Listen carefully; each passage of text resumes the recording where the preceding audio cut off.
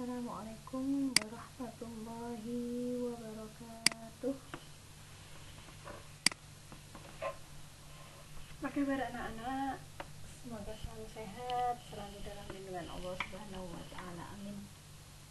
Anak-anakku, pertemuan ke-1 dan ke-2 kemarin sudah kita lalui. Di saat pertemuan pertama kita membahas tentang kaidah penjajahan terkait aturan penjajahan dan aturan perkalian.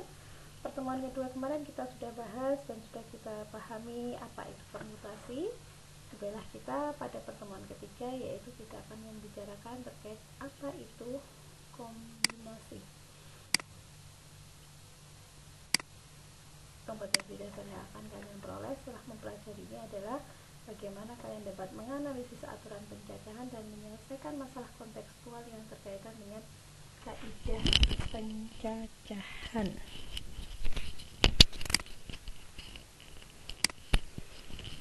Indikator pencapaiannya yaitu menerapkan kombinasi dalam pemecahan masalah, menganalisis kombinasi dalam pemecahan masalah, dan memecahkan permasalahan yang berkaitan dengan kombinasi. Itulah IPK yang akan kalian dapatkan. Lalu apa kombinasi itu sendiri?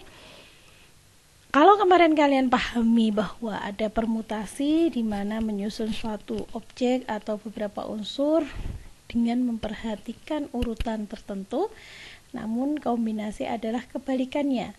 Justru dalam kombinasi ini tidak memperhatikan urutan tertentu tersebut.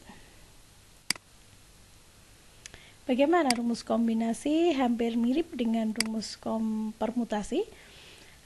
Kombinasi R dari N, yaitu rumusnya adalah N faktorial dibagi dengan N dikurangi R sendiri itu faktorial, tapi masih dikalikan lagi dengan N faktorial. Maksudnya bagaimana, Bu? Oke, kita untuk memahami lanjut ke contoh soal. Dalam suatu klub sepak bola ada 15 pemain terbaik yang siap untuk bertanding. Ada berapa cara untuk memilih tim kesebelasan tersebut? Oke, kalian cermati, kalian pahami terlebih dahulu.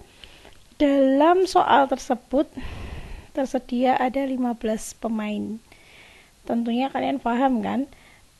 Tim kesebelasan itu berarti ada berapa orang? Ya, ada 11 orang. Nggak mungkin main langsung 15 orang.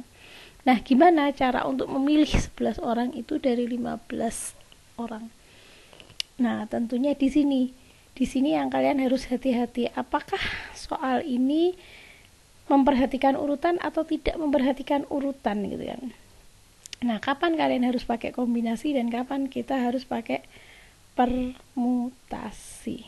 Oke, di sini berarti kita karena tidak memperhatikan urutan, maka kalian bisa menggunakan penyelesaiannya menggunakan kombinasi. Kita lihat dulu. Ada 15 orang, maka sebagai N, dan akan dipilih 11 orang, maka berlaku sebagai R. Dengan rumus kombinasi R dari N, N faktorial dibagi N min R faktorial dikali R faktorial itu sendiri, maka 15 faktorial dibagi 15 min 11 faktorial dikalikan 11 faktorial, maka akan kalian peroleh 15 faktorial dibagi ini kita kurangkan terlebih dahulu, hasilnya 4 faktorial kali 11 faktorial, maka akan kita temukan hasil akhirnya adalah 1365. Bagaimana sampai sini kalian sudah paham? Sudah bisakah kalian membedakan antara permutasi dan kombinasi?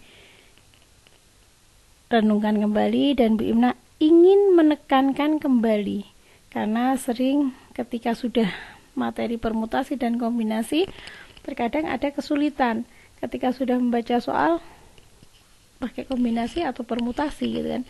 Silakan kalian perhatikan perbedaan yang mendasar adalah memperhatikan urutan itu adalah permutasi dan tidak memperhatikan urutan di situ kombinasi. Satu contoh misalkan ada 10 orang, sama-sama 10 orang, yang satu akan dipilih 3 orang untuk mengikuti perwakilan seminar. Ada 10 orang, akan diutus 3 orang atau akan dipilih 3 orang untuk mengikuti seminar. Berapa banyak cara pemilihan tersebut? Nah, coba kalian pikir itu pakai permutasi atau kombinasi. Ada 10 diambil, akan dipilih 3 orang. Berarti pakainya kombinasi. Pakai kombinasi.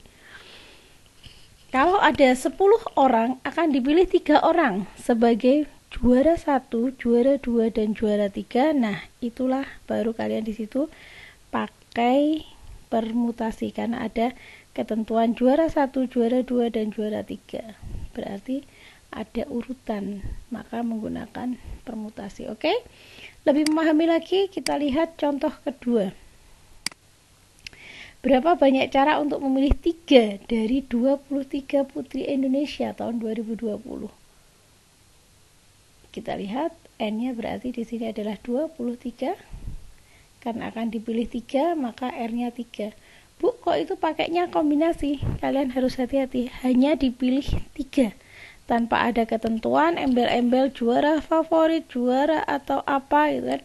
Hanya dipilih 3 orang saja. Berarti kita menggunakannya kombinasi R dari N, artinya N faktorial dibagi N dikurangi R faktorial kali R faktorial.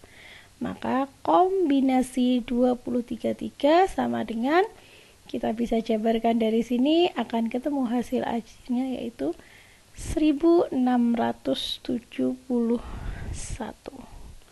Baik anak-anak, cukup mudah untuk difahami bukan? Materi kombinasi. Silahkan kalian banyak berlatih. Semoga kalian lebih memahami materi-materi yang sudah kita pelajari. Selamat belajar, sukses selalu untuk kalian. Wassalamualaikum warahmatullahi wabarakatuh.